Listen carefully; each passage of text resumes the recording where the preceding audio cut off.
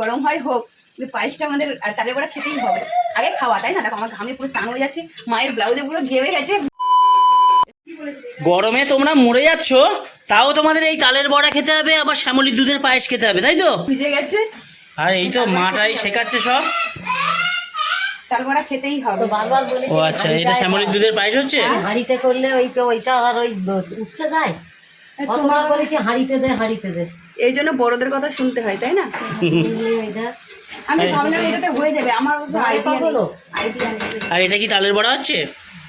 বছরে প্রথম তালের বড়া হচ্ছে, আমার দারুণ লাগবে খেতে।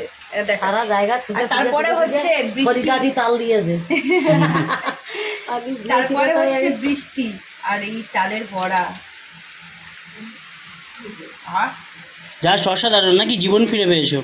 বছরের প্রথম সিজনের কারেন্ট চলে গেছে, এই গরমের মধ্যে তোমার অবস্থা খারাপ, আবার কারেন্ট চলে গেল দেখো। বৃষ্টি হচ্ছে না সেই জন্য। বৃষ্টিও এসে গেছে। না, তুমি খেতে থাকো।